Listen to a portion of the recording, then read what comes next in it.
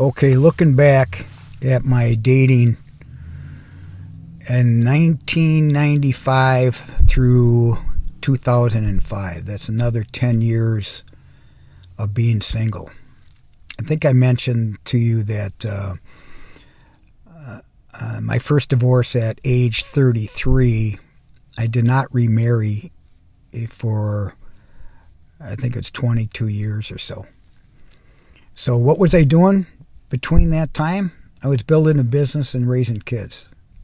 That's what I was doing.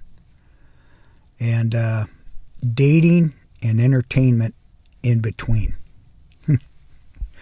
So let's talk about the type of women I was dating between 95 and 2005.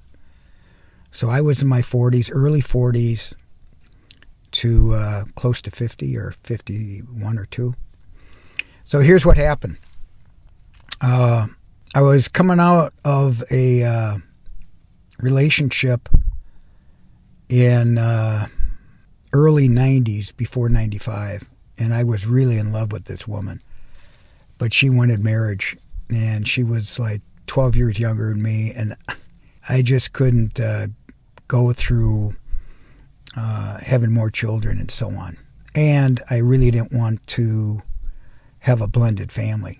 I was so committed to not only my 3 kids and their development, but my businesses. Okay, so I was taking a lot of risks financially to be able to achieve what I wanted to achieve financially, looking at the long term, making sure my kids were well educated and paid for their schools and their sports and everything else. So there was a huge commitment and sacrifice, and building a business. I bought and sold a business in the early 90s, before this 95-2005 dating period, let's call it a dating period. Well, most of the women I met between 95 and so on were introduced to me. I did belong to, I think it was called Just Lunch or something like that. I think it's still around. It's like a dating matchmaking service. And that was no good.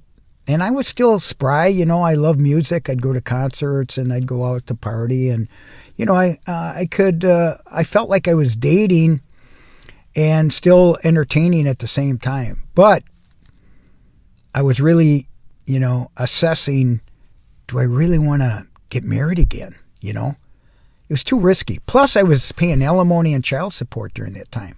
So it wasn't easy, So once again, I was coming out. My heart was broken with the a woman I was dating in early 90s. And in mid 90s, I met a few, and I met one special one, and it was referred to me by a high school friend who was working at this corporation. And I met with her and so on, and we had a lot of fun, and she was single.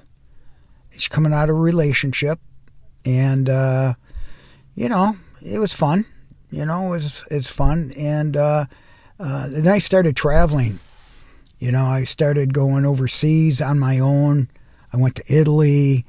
I went to multiple, let's just call it vacations. Even though I was in business, I was really a heavy-duty workaholic, man, and besides the kids. And I was lonely at the same time because I haven't really met anybody that I really wanted to commit to. So let's fast forward. So I met this woman. Let's call her Catherine. Okay, we'll call her Catherine. And we met in 98. And then I was dating her off and on. And then I was not aware of this, but she ended up getting married after we more or less broke up. And there was no commitment. And she wanted children too. She was 12 years younger than me or something like that. No children, never married. And I always preferred, a woman that wasn't married. But it was always, 10, 12 years younger than me. And I still had alimony because I was still paying alimony. I had lifetime alimony in the state of Minnesota. So we dated, And then eventually she went through a divorce, had a baby, and contacted me. And I started dating her again, you know? And I broke one of my rules, which was never return to your vomit. But it was so much fun that my patience, my discipline, and my lust prevailed. You know? The lust prevailed. And remember what I've said before. Lust, then love, then litigation. This one was lust, lust, and lust. And then I moved to Florida, even though I was in this relationship. And I was engaged to this woman at the same time. And broke it off. And it just got all messed up. And then long distance, it didn't pay off. I was committed to her until she said that it was over. And the way she told me it was over is, listen very closely. I was still in love with her.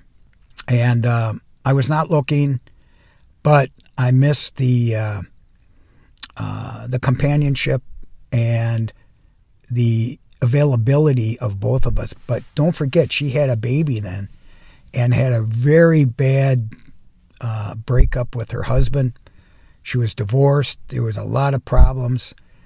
And I was like, hey, that's not my problem. I still have alimony and so on. The baby was great and cute and so on. And I kind of thought, I could do this. And I went to see my therapist, my industrial therapist, because I was always working on my business and having difficulty mentally prevailing on my business because it wasn't failing. It was just that I was alone, man. I was alone. And I wasn't sharing it with anybody. I'm talking about my mindset, my business. I didn't really have a mentor. So I had an industrial psychologist. And she told me, she goes, Rock, listen, you're in your 40s. She's in her 30s and she's got a baby. Do you really think long term that's good for you? And of course I thought, yeah, I could do this. Well, I'm going to give you the end of the story. The end of the story is we broke up. She broke up with me. I went to visit her a couple times in Minneapolis, St. Paul. And the bottom line is she met somebody at work. And she eventually told me, and a couple of my friends worked there and even told me that, hey, Rock, I think she's seeing somebody.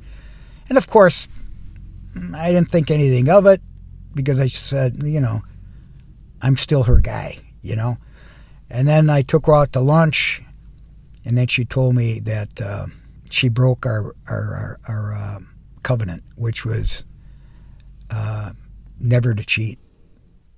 And then she told me that she was intimate with him. And that broke my heart, man. It fucking broke my heart. And I went to California the very next day. I had a client out there. And she called me. And I was heartbroken, man, because I never thought somebody would,